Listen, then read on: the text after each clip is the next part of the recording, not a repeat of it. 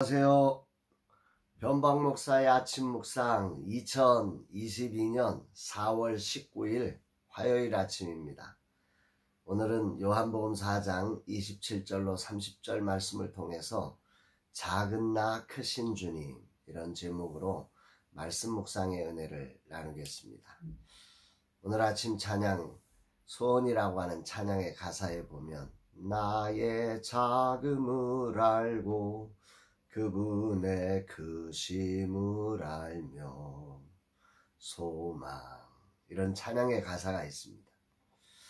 나의 작음을 알고 그분의 크심을 알 때 소망을 꿈꾸게 된다고 하는 고백입니다. 오늘이라는 시간이 정말 나의 작음을 겸손히 인정할 줄 아는 그런 겸손함과 함께 그분의 크심을 알아서 소망 가운데 믿음으로 걸어가는 그런 날이 되었으면 참 좋겠습니다.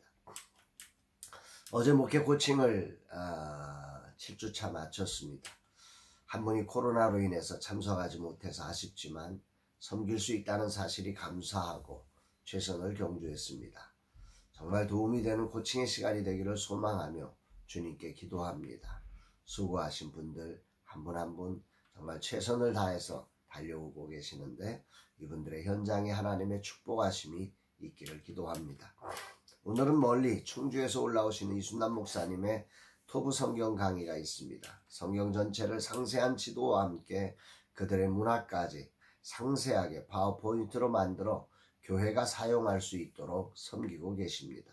엄청난 시간을 쏟아서 만든 자료를 교회가 사용할 수 있도록 무료로 제공해 주십니다. 이분 자체가 라마나유십니다. 이런 분들이 있어 교회가 희망이 있습니다. 정말 주님이 영육간 붙잡아 주시고 은혜와 평강으로 함께 하시기를 축복합니다. 오늘은 어떤 말씀으로 인도하실까? 7번에 걸친 주님과의 대화를 마칠 때 제자들이 이제 음식을 구하러 갔다가 예수님께로 돌아오게 됩니다. 27절 이때 제자들이 돌아와서 예수께서 여자와 말씀하시는 것을 이상히 여겼으나 무엇을 구하시나이까? 어찌하여 그와 말씀하시나이까 묻는 자가 없더라. 여기 이상히 여겼으나 예수님이 사마리아 수가성 여인과 대화하는 장면을 보면서 제자들이 느꼈던 유대인 제자들이 느꼈던 감정이라고 보면 정확합니다. 오늘 우리에게는 이게 너무도 당연하고 소중한 만남인데 그 제자들조차에게도 이것은 아주 매우 이상한 사건이었습니다. 유대인의 전통에 따르면 랍비가 여자들과 공식적으로 대화를 하는 것, 가르치는 것 이게 금지가 되었기 때문이죠. 또한 예수가 대화하고 있는 상대는 그냥 여자가 아니라 유대인들이 가장 멸시하는 사마리아 여자이거든요. 그러니까 이 제자들 입장에서도 이 장면은 정말로 이상했던 것입니다. 메시지 성경은 이 부분을 번역하면서 이 제자들이 크게 놀랐다 이렇게 표현할 정도로 이 만남은 굉장히 어려운 만남이었다는 거죠. 제자들은 이미도 예수님에 대해서 보통의 랍비하고 다른 특별하신 분이심을 경험했음에도 불구하고 이 장면은 이상했다. 이거를 우리가 생각해야 합니다. 예수님이 걸으시는 길 자체 하나하나가 늘 그렇게 일반 상식으로 이해되어질 수 있는 길이 아니었음을 고백하는 거죠. 남자와 여자로 막힌 담, 유대인과 사마리아로 막힌 담을 헐고 외롭고 힘겨운 한 사람을 살려내기 위해 그 모든 담을 헐어버리신 예수님을 묵상하게 됩니다. 비록 제자들은 예수님을 믿기에 무엇이라 말하지 못하지만 그들의 얼굴은 그런 자신들의 감정들을 다 표현하고 있었을 것입니다. 이런 변화된 분위기로 예수님과의 대화가 멈춰진 여인은 이제 놀라운 반응으로 그 자리를 떠납니다. 28절 29절 여자가 물동이를 버려두고 동네로 들어가서 사람들에게 이르되 내가 행한 모든 일을 내게 말한 사람을 와서 보라. 이는 그리스도가 아니냐 하니. 여기 주목해야 될 게 물동이를 버려두고 라고 하는 이 단어이죠. 사람들을 만나는 일이 고통스럽지만 산 목숨에 거미줄 칠 수 없어 물을 기르러 왔던 여인입니다. 자신의 본래의 목적지가 물을 뜨는 거예요. 그러므로 물동이가 중요한 거예요. 그런데 그 물동이를 버려두고 떠났습니다. 삶의 목적이 바뀐 것입니다. 삶의 새로운 목적지가 생긴 것입니다. 할렐루야이지요. 그리고는 상상도 못한 행동을 합니다. 그녀의 두려움이었고 그녀의 절망이었던 사람들을 향해 그는 그들에게로 들어가서 그 자신의 삶을 만져주신 예수 그리스도를 그들에게 증거하기 시작한 것입니다. 누구도 예상하지 못한 반전입니다. 이 여인이 예수님을 전하리라고는 아무도 상상할 수 없지요. 그러나 주님은 알고 계셨습니다. 이 여인을 그래서 찾아오신 것입니다. 소망은 주님 안에 있습니다. 주님 안에 있을 때 그 어떤 인생도 이런 소망을 꿈꿀 수 있음을 우리는 찬양하게 됩니다. 더 놀라운 일이 벌어집니다. 30절 그들이 동네에서 나와 예수께로 나오더라. 그들이 누굽니까? 그 수가성 사마리아 여인이 그토록 두려워했던 바로 그 마을에 있는 사람들입니다. 수가성 여인에게 손가락질을 하고 수가성 여인으로 절망하게 했던 그가 대낮에 사람들과 어울려 우물가에서 물을 길어갈 수 없도록 만들어 놨던 그 사람들입니다. 그 사람들이 수가성 사마리아 여인의 이야기를 듣고 예수를 만나러 나왔다는 것이죠. 얼마나 놀랐을까요? 가장 놀란 사람은 이 수가성 여인이었을 것입니다. 이 여인은 자기의 말에 의해서 동네 사람들이 그렇게 움직이려고는 상상도 못했을 것입니다. 아니 이 순간에는 그런 느낌도 없지요. 그저 성령에 이끌려서 그렇게 말하게 되는 거죠. 기쁨으로 어떻게 표현할 수 없는 기쁨으로 이 이야기를 하게 되는 거죠. 그 안에 생수의 강물이 흐르며 자기도 모르게 그렇게 움직여가는 것입니다. 성령이 이끄실 때 무엇을 예상하고 움직일 수가 없습니다. 그저 이끌려가는 거죠. 그리고 그렇게 성령에 이끌릴 때 상상치 못할 일들이 그 안에서 일어나는 것입니다. 할렐루야입니다.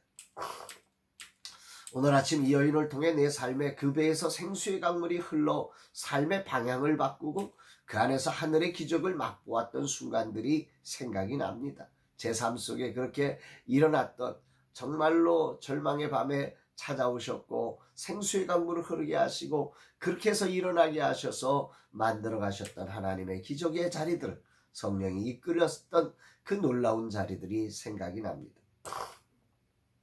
그리스도 안에서 누구든지 새로운 존재로 거듭날 수 있습니다.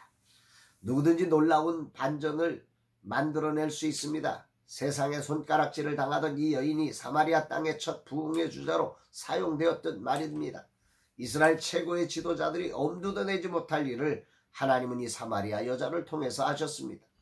유대 최고의 지도자로 할 수 없지만 그러나 하나님은 이런 손가락질 받던 수가성 여인을 통해서 최고의 부흥을 만드실 수 있음을 찬양합니다. 오늘 지식의 시대, 정보의 시대를 맞이하며 많은 사람이 너무도 똑똑합니다. 그런데 안타까운 것은 그 많은 지식과 정보를 가지고 아무것도 살리지 못하고 알면서도 도전하지 못하고 가졌기에 안주하는 그런 삶을 살고 있습니다. 다음 세대 하늘 부흥을 이루는 꿈을 꾸는 내게 오늘 이 말씀이 큰 울림으로 다가옵니다. 솔직히 내게는 아무것도 없습니다. 사업자를 내고 사단법인으로 바꾸며 돈이 부족해 바쁜 팀원들과 송수민 대표가 일 처리를 하느라 더 바쁘십니다. 법무사에게 맡기면 쉽고 빠르게 할 수 있는데 앱을 개발하며 우리와 경쟁하는 앱들의 투자금이 상상 이상임을 알 때 주눅이 들고 내가 장난하는 것 아닌가 하는 생각이 들기도 합니다. 알면 알수록 도무지 우리가 할 수 있는 일이 아니었습니다. 어떻게 이런 일에 도전하게 되었는지 참으로 답답하고 놀라울 뿐입니다. 물론 여기까지 올 수 있었던 것도 전적인 하나님의 은혜였고 후원자님들의 소중한 후원과 기도 덕분이었습니다.